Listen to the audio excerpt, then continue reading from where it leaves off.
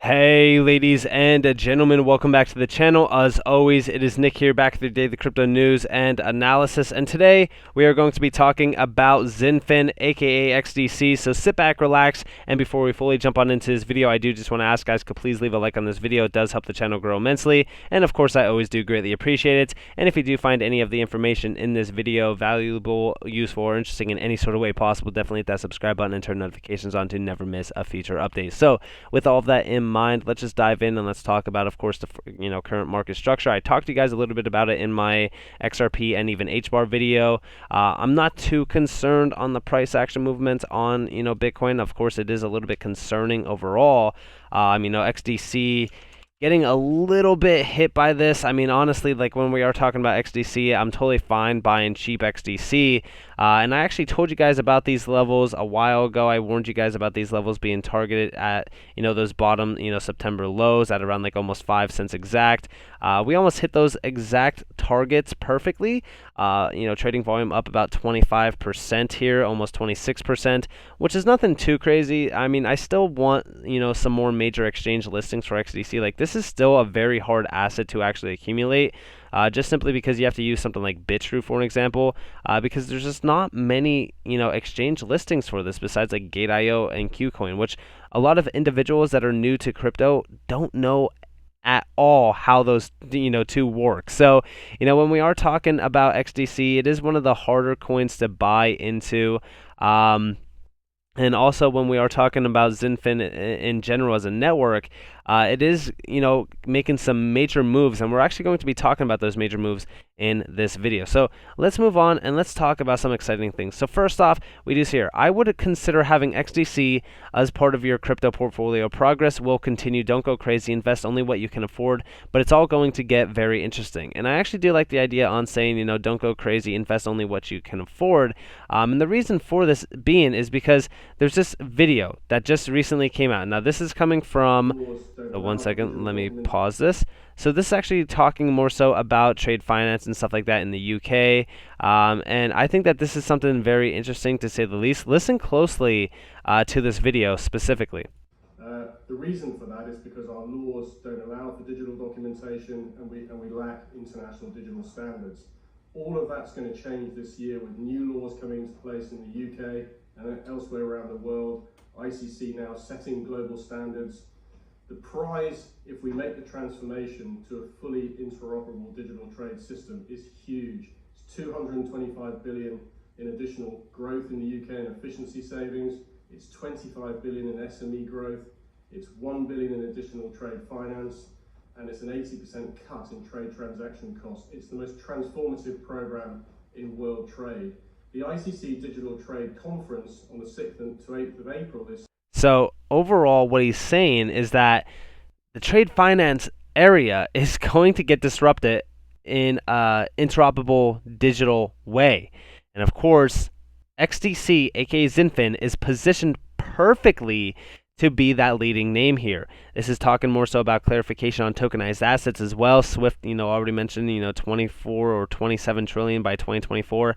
I mean, there's a lot of things to look forward to within tokenization and even trade finance as well. And we do see your, please, your confirmation, sir, is XDC taking place in this event? Andre Casterman. And of course, we do see yes through DNI initiative and even TFD initiative as well. So XDC will be there in terms of this overall conference, April 6th to the 8th. Mark your calendars if you guys do want to attend this. I definitely think that this is something significant from digital trade. And when we are talking about trade finance, there's a lot of stuff to talk about within that area as well, and I'm going to be addressing that in this video. But let's also move on to this. So we are going to be seeing an announcement very soon. Another roadmap milestone is approaching. Are you ready? Now, this is, of course, coming from XDC Foundation. Funny thing about their roadmap is they actually have a roadmap on xdcroadmap.org. This is something pretty interesting. But we do see, released, planned public, and of course, we do see planned beta. Now, here is 2022 in terms of the purple, and we do see, Observatory v 1.0, Origin v 1.0, Test Network, Speed Test App, Delphi SDK, NFT Marketplace, XDC Governance. I mean, there's a lot of things happening in 2022, Smart Contract Manager v 1.0 as well. So, there's a lot of things to look forward to. I mean, there's a lot of stuff that has already launched as well.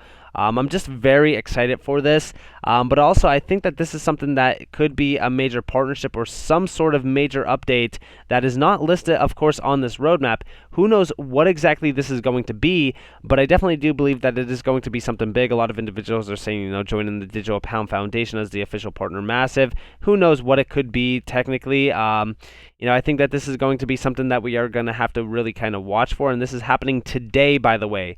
Today. So pay attention to this, guys. Today for XDC. And of course, when we are talking about trade finance, so let's actually dive in on this and let's talk about trade finance, because I really do want to break down a lot of things within this. So first off, trade finance comes of age as an asset class, and we do see our trade finance gap now stands at $1.7 trillion. We do know that this is, a $19 trillion overall market. But we do see, faced with increasing capital restrictions, banks are recognizing that by distributing these assets to capital markets, they can free up their balance sheets and essentially do more with less. However, trade finance's potential as an alternative investment prospect has historically been overlooked, leaving it largely untapped. So again, this market is actually very early as well in its stages because it hasn't been, truly adopted. But it definitely is a multi-trillion-dollar opportunity. And, when we are talking about digital trade finance, it's going to be something very interesting. We actually see here from global trade volumes, it's possible to determine the scale of investment and offer. Right, around 14 trillion requires financing, some 80% of the 17.5 trillion of global trade, according to the World Trade Organization and Statista. In line with reports of other commercial banks, about half of the 7.2 trillion that is bank intermediated could become available to investors. Again, this is more so talking about finance instruments, and things like that. So there's a lot of money here that is set for disruption. And of course, we do see, opening the door to trade finance. The desire to add trade finance assets to investor portfolios is not new. Originator banks have been packaging up and selling their assets for years. What is changing is the steady dismantling of an old, complex, and convoluted processes with little transparency and standardization. And again, this leads me back to Xinfin, aka XDC. Because this is all talking more so about a disruption of this, major market through, of course, digitization. I want you to all understand that when we are talking about global trade, this is such a huge opportunity, and this is not even investing into, just the trade finance area. This is investing into the flagship that is behind the trade finance area. And if you don't believe me, look at this, right? Collaboration at its best, and how our strategic trade finance market initiatives put it to work. These are huge companies, by the way. So let me actually open this image in a new tab so that you could all see this. So first off, we talked about Anigio in the past. Anigio is a huge, giant. Santander we talked about in the past as well. Of course, XDC is labeled there directly in front of our faces. Accelerated Payments is also a significant company. But today we're going to be talking about Finastra, right? So if you guys are not aware of Finastra, I've actually talked to you guys about Finastra in regards to, XRP and Ripple. Of course, they have direct ties to Ripple as well.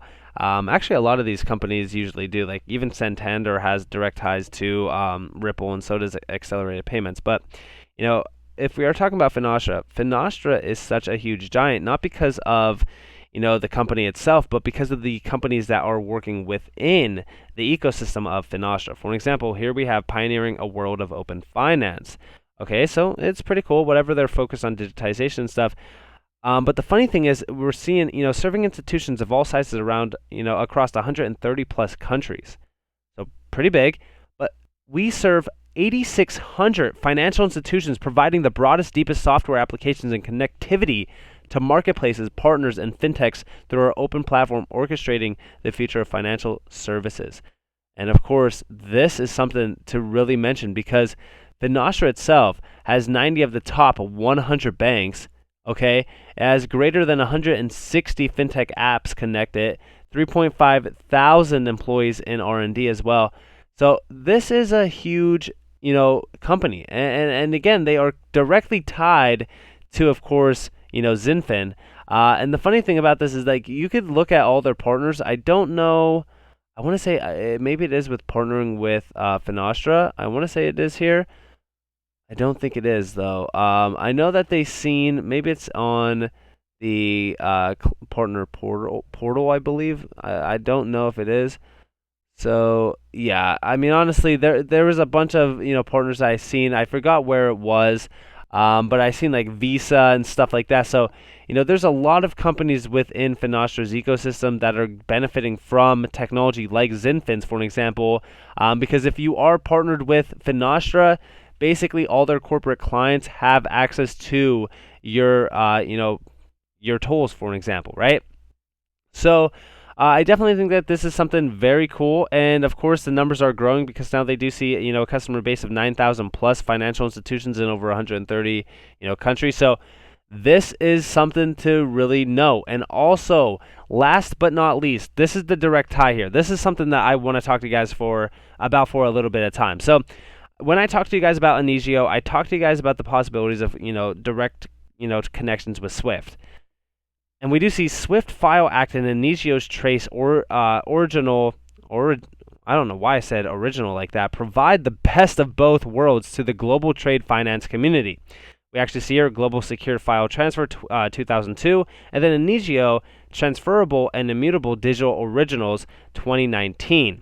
How can banks involved in documentary trade financing take advantage of their Swift connectivity for exchanging trade documents with their counterparties? How can digital originals be exchanged rather than digital copies? How can legacy and new technologies be combined to deliver a cost-efficient and rapid outcome? Does DLT help in this, case? And of course, this is all focused on, DLTs and, of course, overall disruption of these many markets. Honestly, DLT is becoming relevant. And when we are talking about DLTs becoming relevant, we also look at the idea on, hey, where's the digital frontier on a lot of these major markets? In my mind, right, DLTs are going to take over very, very fast. And in fact, ledger technology by itself is so key for a lot of success in many markets, but trade finance, I could definitely see that.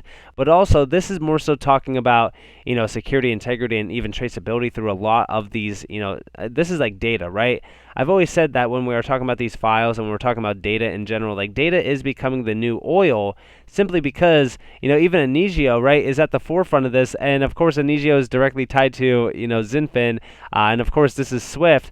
But all of this plays a huge role in, of course, adoption of the digital world. This is digitization at its finest through a major company like Anigio with a direct tie to, of course, Swift. So I think that this is something that's very cool, and of course you guys do see the breakdown here. Anigio applies its original document technology to trade finance to facilitate document originality and ownership for all types of trade documents. Swift expands use of File Act for trade documentation and attracts brand new volumes on this well-established file transfer service, and this all leads back to banks to benefit from a digital solution to create, manage, and exchange digital original trade documents securely, globally, and via any channel or document processing platform. So again, honestly, Xinfin is already working with Swift, and of course this is most likely through Andre Kasserman. If you guys don't know who he is, he basically worked for Swift for 20 years, I believe, or so. It's like 25 years or something like that. Honestly, the ties here run deep, and this is exactly why I say like XDC is so cheap still. I mean, even at a $633 million market cap, but could we come lower? Yeah, definitely. I mean, it's a possibility, especially if Bitcoin does come down to that 786 at about like 35.7K. I'm going to be watching those levels closely. So with that being said, I hope that you guys enjoyed this video. If you guys did, definitely leave a like, subscribe, turn notifications on. If you guys don't want free content, you guys are more than welcome to follow me on Twitter and join a free Discord down in the description below. As always, I hope that you all have a beautiful day or a beautiful night wherever you guys are in this beautiful world. This has been Nick. Peace out, guys.